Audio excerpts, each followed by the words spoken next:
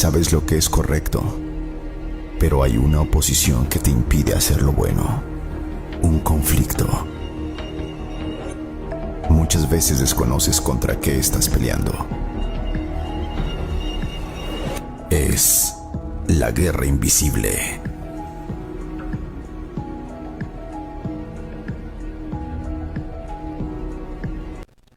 Ya hemos hablado en nuestras dos primeras lecciones en relación a esta guerra invisible que es la batalla contra la tentación. Ya hemos hablado, ¿verdad?, de las consecuencias que podemos generar al momento de ceder a la tentación. Hay consecuencias muy malas, ¿verdad? Todas las cosas que nosotros hacemos traen una consecuencia. Y cuando usted y yo cedemos voluntariamente a la tentación, luego que Dios haya dado una salida, luego que Dios haya fortalecido su vida y aún así deseamos y caemos en la tentación, hermano, va a venir consecuencias a nuestra vida. Consecuencias de las cuales Dios prefiere evitar en sus hijos, pero que nosotros, por ser como difícil de entender o tercos, a veces preferimos sobrepasar esas consecuencias por disfrutar de un momento muy corto de concupiscencias físicas y carnales. Entonces, después de haber visto las consecuencias de ceder a la tentación, miramos el proceso de la tentación, el mismo proceso que Satanás usa siempre. Lo usó en el principio, lo usó durante el desarrollo de la historia bíblica, en el principio del cristianismo, siendo Jesús uno de los que también fue tentado por Satanás y lo sigue usando hasta este momento. Miramos, hermanos, que Satanás trabaja de tres formas en el proceso de la tentación. Si usted estuvo el domingo, usted pudo haber recordado o puede recordar esos puntos que estuvimos desarrollando. El proceso de la tentación que Satanás usa para llevarnos a destruir nuestra vida. Hoy quiero hablarle entonces de los tipos de tentación, ya que hemos visto que Satanás siempre trabaja de la misma manera. Lo hizo en el principio y lo sigue haciendo hasta ahora. De hecho, hermanos, aunque Satanás tiene miles de años de existir, en sus acciones para destruir la iglesia y la vida del cristiano son acciones predecibles, lo que significa que usted y yo podemos conocer cuando algo viene de Satanás. Así también cada tentación que enfrentamos ya Él la utilizó en el pasado, en otro tiempo y con otras personas. Sus tentaciones, hermanos, que Satanás prepara para nosotros, tiene una variedad de color y de sabor.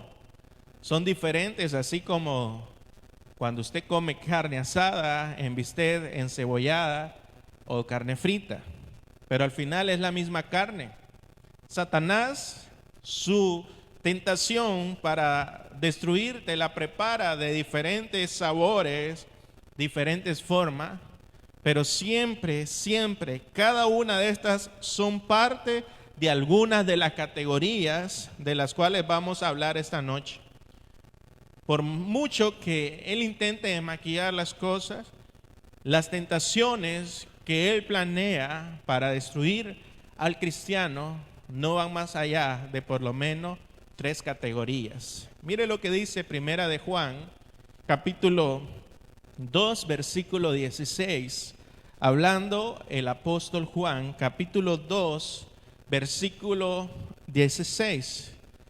Dice el texto: porque todo lo que hay en el mundo, los deseos que dice de la carne, los deseos de los ojos y la vanagloria de la vida, no proviene del Padre, sino del mundo. Quiero que me ayude a leer el versículo 17, todos juntos, a la cuenta de 3. 1, 2, 3. Y el mundo pasa y sus deseos. permanece para siempre. Cuando nosotros miramos, hermanos, este versículo específicamente, el versículo 16, el apóstol Juan menciona 3 tentaciones provenientes del mundo, a las cuales son usadas por Satanás en nuestra contra. Estas tentaciones, recuerde que la fuente de la tentación es Satanás, el mundo y nuestra carne. Y estas 3 tentaciones de las que está hablando el apóstol Juan proceden del mundo y son utilizadas por Satanás en contra de la vida del creyente. El apóstol Juan entonces está hablando de los deseos de la carne, los deseos de los ojos y la vanagloria de la vida. Y quiero que nos enfoquemos en desarrollar un poco más a fondo a qué se refiere el apóstol Juan cuando menciona estos 3 tipos de tentaciones. Miremos el primero, los deseos de la carne. La Biblia usa la palabra carne para hacer referencia muchas veces a los deseos desordenados que provienen de nuestra naturaleza física. Bien, los deseos que surgen de nuestra vida de una manera natural no son pecados, por decir así. Cada uno de nosotros deseamos comer, ese es un deseo y no está mal, ¿verdad? Cada uno de nosotros deseamos agua, deseamos refugio, deseamos ser amados, deseamos, hablando físicamente, tener relaciones sexuales. Es algo que Dios preparó, es algo que Dios creó. Simplemente que Satanás ha pervertido todas las cosas, pero es algo bueno, agradable y perfecto. De hecho, Dios dijo cuando creó al hombre y le dijo multiplíquese, dice que vio Dios que todo lo que había hecho era bueno en gran manera. Entonces, hermanos, los deseos que nosotros tenemos en nuestra carne hasta cierto punto son deseos naturales, pero el problema que esos deseos, cuando son en exceso y fuera del desarrollo de la voluntad de Dios y el plan de Dios, eso se vuelve un pecado. Y esos son ya deseos de la carne, ¿entiende? Y estamos hablando que las cosas de la carne básicamente son aquellos deseos que te controlaban a ti y me controlaban a mí antes de conocer a Jesucristo. Estos deseos que se pasan la línea y se pasan a otro nivel, se vuelven un pecado y se llama deseo de la carne. Por ejemplo, ya hemos hablado de cuando uno tiene hambre, ¿verdad? El hambre nos impulsa a buscar comida. Comer es algo bueno. Si usted no come, está haciendo algo malo. Es un deseo y es una necesidad a la vez. No es pecado. Sin embargo, si lo hace sin control, se convierte en un pecado de gula. Y ahí es el pecado. Mire, entonces, los deseos naturales que Dios ha puesto en el hombre son para ser llenados.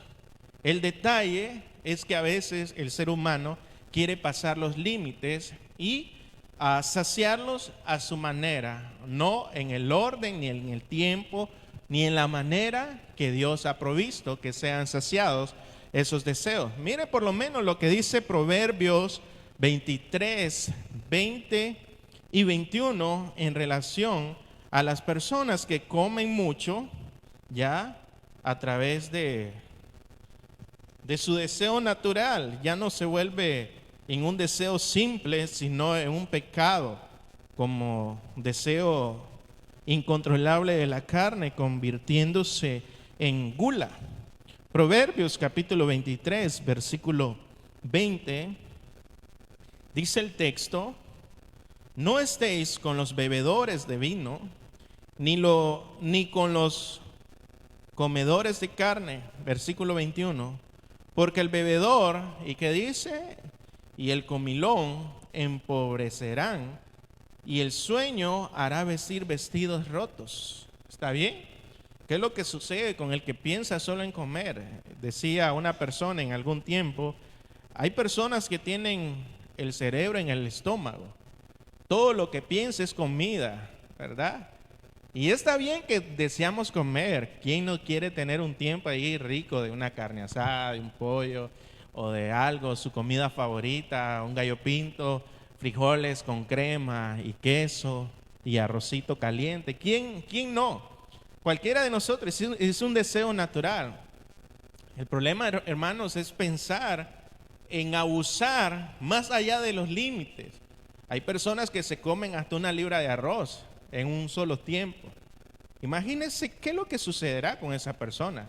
Eso es un pecado de gula, número 1. Y número 2, dice el texto que esto te va a llevar a la desgracia. Las personas que solo piensan en comer no van a progresar, porque todas sus fuerzas y energías están solamente en la comida. Y es algo, hermano, que tenemos que hacerlo con límites. Todos los deseos que usted tiene son parte natural de nuestra naturaleza, valga la redundancia, de nosotros. Sin embargo, tienen que ser llenados en una forma correcta, en un tiempo correcto y en un orden correcto. Otro ejemplo podría ser el de las relaciones sexuales. Yo sé que hay muchos que están casados aquí. Y ya, ¿verdad? La mayoría, gracias a Dios, solo su pastor se está quedando por ahí. Pero bueno, usted sabe que las relaciones sexuales fueron creadas por Dios, como lo decía al inicio.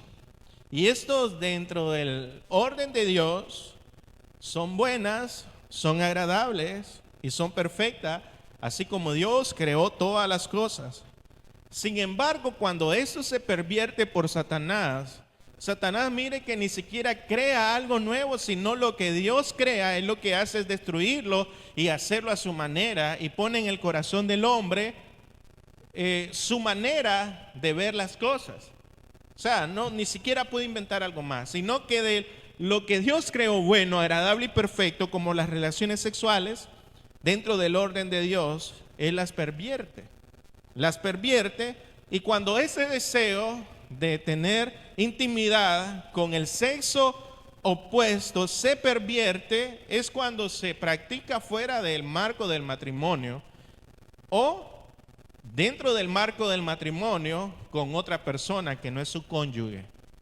Ese es un sexo pervertido y es algo natural la acción, pero pervertido la manera en que el hombre lo está practicando en la actualidad.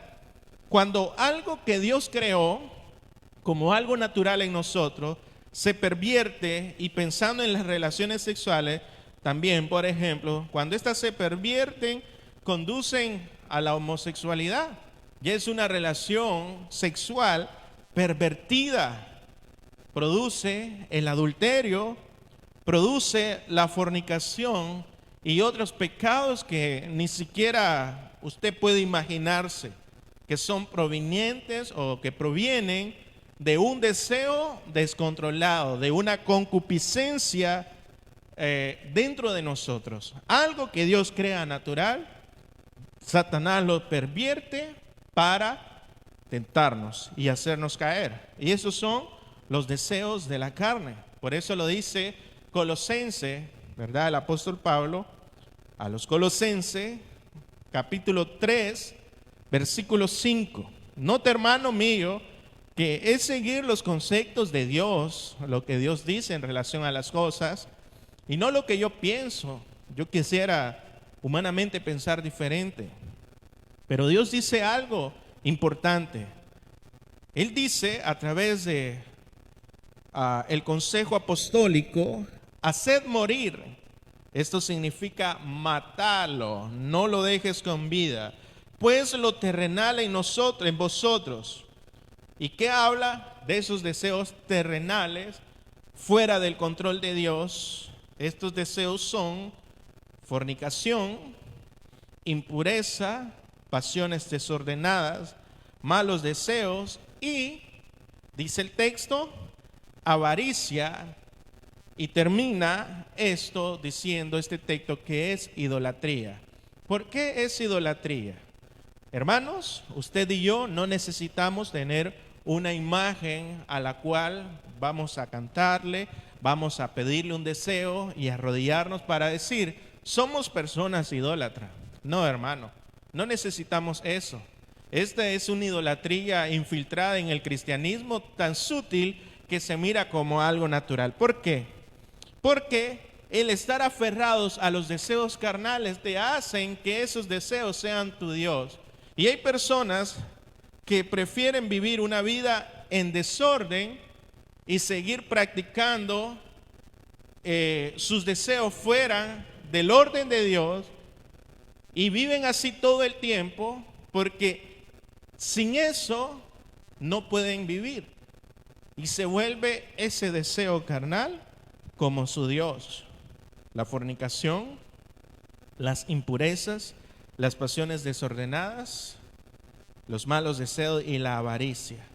Todo esto se convierte en una idolatría en nuestra vida. Hermanos, yo sé que yo no conozco mucho de su vida.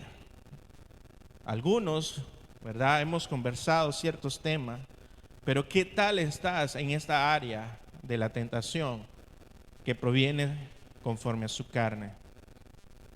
¿Cómo está su vida en este momento?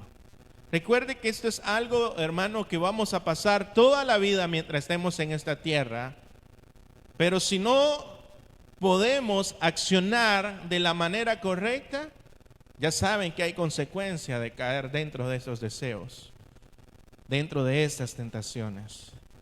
Y Dios quiere que no suframos la consecuencia. Por ende, demanda de nosotros obediencia para nuestro propio bien.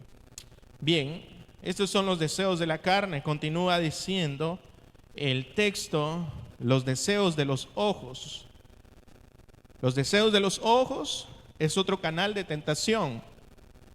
El maligno obra mostrando lo prohibido y es ahí donde la carne busca satisfacerse. Bien, no es algo que está escondido, ¿verdad? En relación a este punto de los deseos de los ojos. Todos los días están a la orden del día lo que son las publicidades, ¿verdad? ¿Qué tiene que ver una mujer en bikini con la cerveza? ¿Qué tiene que ver una bebida o un producto natural con una mujer desnuda? O como por decir así, un agua purificada con una imagen de un hombre sin ropa. ¿Qué tiene que ver eso? No tiene que ver nada.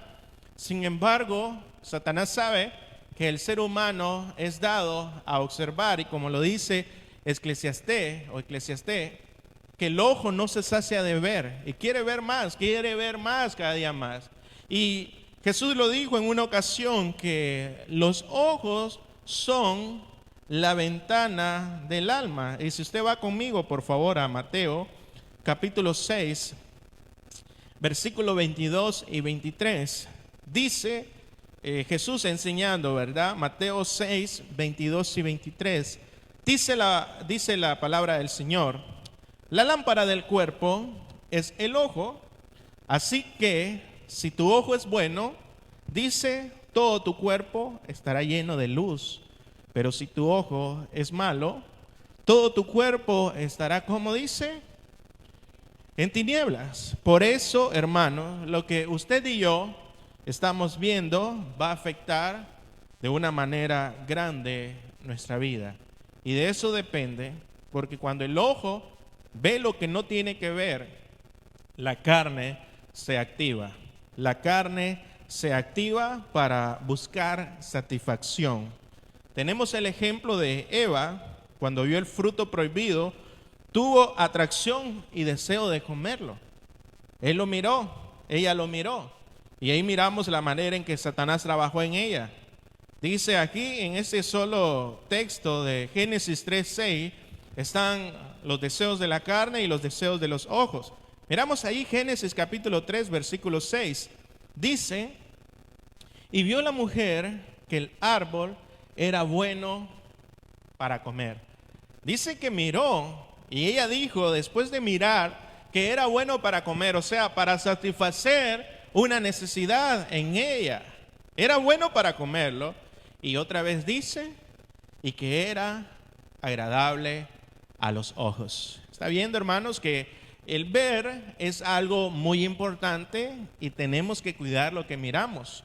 Ahora, con la actualidad y todas las cosas que surgen, aparentemente va a ser necesario que caminemos con gafas oscuras o bien como caminan los caballos. Usted ha visto, para no desviarse, con esas cosas que tapan sus ojos, porque somos seres caídos, hermano, y este mundo cada vez más el mal está progresando y estamos envueltos en esa cultura. Por ende, tenemos que tener mucho cuidado en esta área. El diablo trató de tentar o tentó a Eva con el fruto prohibido. Se lo mostró, Eva lo codició. Y miramos, ¿verdad?, que esta misma manera la usó con Jesús. Si miramos en la tentación de Jesús en Mateo 4, 8 y 9, dice el texto, Mateo 4, capítulo 4, versículo 8 y versículo 9, y le dijo, dice el texto, otra vez le llevó el diablo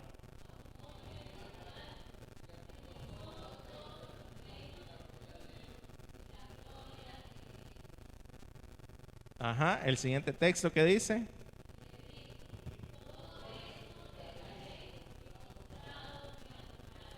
usted mire el impacto de lo que es mirar sin control o cómo inicia en esa parte de la tentación.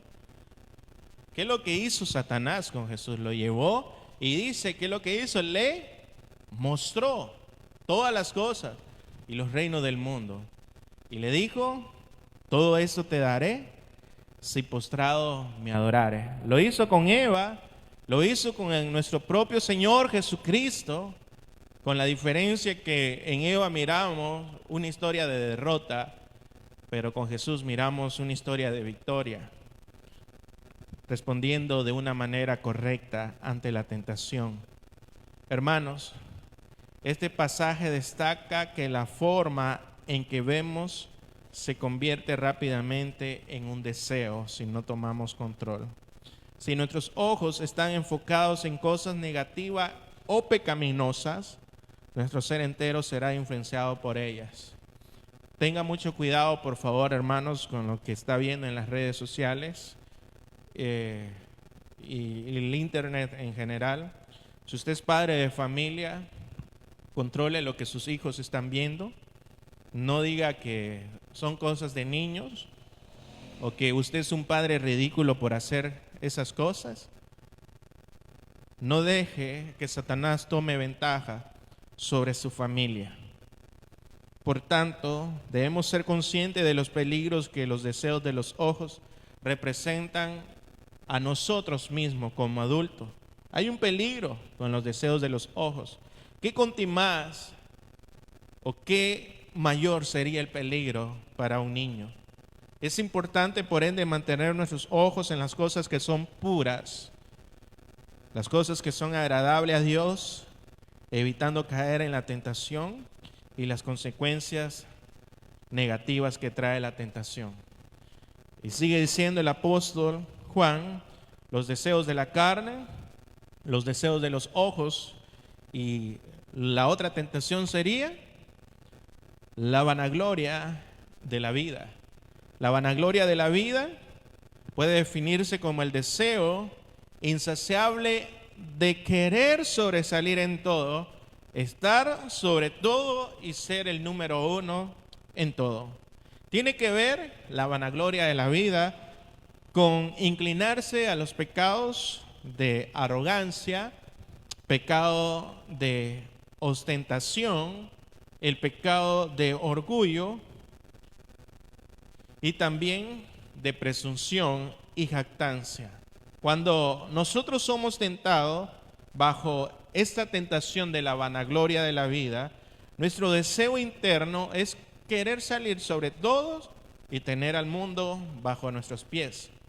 Esta tentación también fue manifestada en el huerto de Edén. Y miramos otra vez, lo hizo con Eva y lo hizo con Jesús. El deseo de ser como Dios llevó a Eva a tomar el fruto. Satanás le dijo en el versículo 5, capítulo 3, versículo 5 de Génesis: si no, dice el texto, que sabe Dios que el día que comáis de él, serán abiertos vuestros ojos y seréis, dice el texto, como Dios. Génesis capítulo 3, versículo 5. Seréis como Dios. Seréis como Dios, sabiendo el bien y el mal. Ese fue uno de los deseos mayores en Eva. Cuando Satanás le presentó el fruto fue agradable para comer, y las palabras de Satanás al oído de Eva, tratando de dialogar. Recuerde que hemos dicho que con la tentación no se dialoga, con la tentación se huye. Se huye, como lo hizo José, como lo dijo Pablo también a Timoteo: huye de las pasiones juveniles. No puedes dialogar con el pecado, no puedes hacerlo. Eva se miró tentada a llegar a ser como Dios, y el pecado fue consumado. Satanás lo hizo con Jesús una vez más en Mateo capítulo 4, versículo 9. Dice Mateo 4, versículo 9: y le dijo: todo esto te daré si postrado me adorares. Vemos ahí, ¿verdad? Después de que le mostró, le dijo: todo te voy a dar si postrado me adorares. Si tú quieres obtener la gloria, tienes que adorarme a mí. Ahora, hermanos, pregunto: ¿era malo que Jesús recibiera la gloria del mundo y obtener todo lo que él quería? No era malo. Él, de hecho, antes de venir a la tierra, como el verbo preexistente, tenía más de lo que él podía tener en esta tierra. Sin embargo, hermano, cuando él vino a la tierra, no vino para tener gloria, para tener riquezas y recibir adoración. Jesús vino para morir por usted y por mí. Ese era su propósito. Ahora note cómo Satanás quiere pervertir los planes de Dios, tentando a Jesús a que tomara un atajo y, en vez de morir en una cruz, que pudiese recibir la gloria en su vida en ese mismo momento. Proféticamente sabemos que Jesús vendrá con gloria y poder a reinar sobre esta tierra, y todo lo que Satanás le estaba ofreciendo en ese momento lo va a obtener sobreabundantemente, y todo mundo doblará su rodilla ante él y todos le van a adorar. Él va a obtener todos los reinos del mundo, y miramos en la escatología del milenio, por lo menos, miramos que Jesús va a reinar. Pero Satanás quería darle eso a través de un atajo, Y piense algo, hermano: siempre que las cosas en su vida quieren surgir o son llevadas de una manera fácil y se le muestra un camino más fácil, es una tentación. No siempre, pero por lo general la tentación se muestra como un atajo para las cosas que Dios ya ha predestinado para un futuro. Pero como es algo que queremos en el momento, queremos hacerlo. Debemos estar conscientes, hermano, de esto, que en esta tierra, por mayor que sea el deseo de poseer éxito y bienes materiales, delante de Dios, hermanos, cualquier gloria es vana si no viene de parte de Él. Por ende, nada de lo que podamos hacer en este mundo nos podremos llevar. Cuando usted muere, lo que va a llevarse solo es lo que usted hizo por los demás, ese legado que va a dejar y la recompensa que obtendrá por hacer eso en los cielos.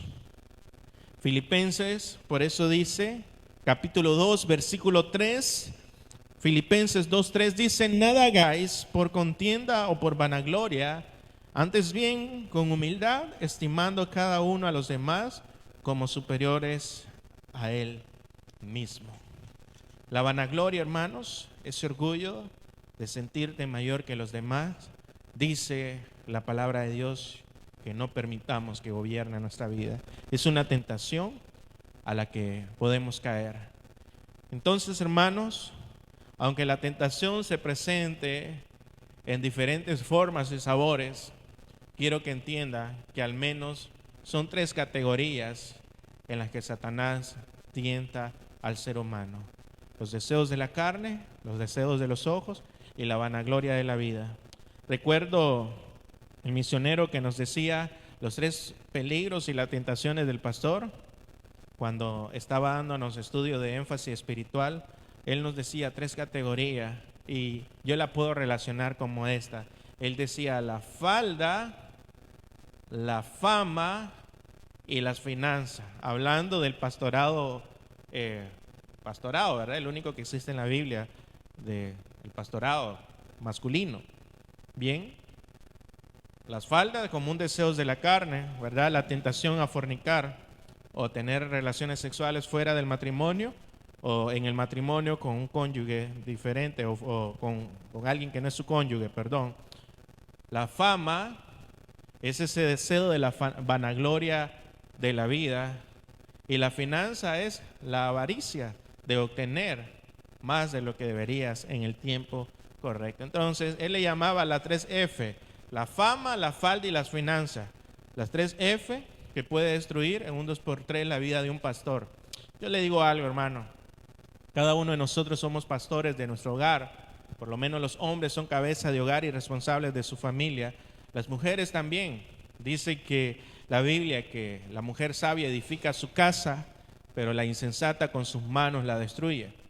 Entonces tenemos una responsabilidad ante todas las cosas, nosotros, de cuidar nuestra vida y cuidar a los demás.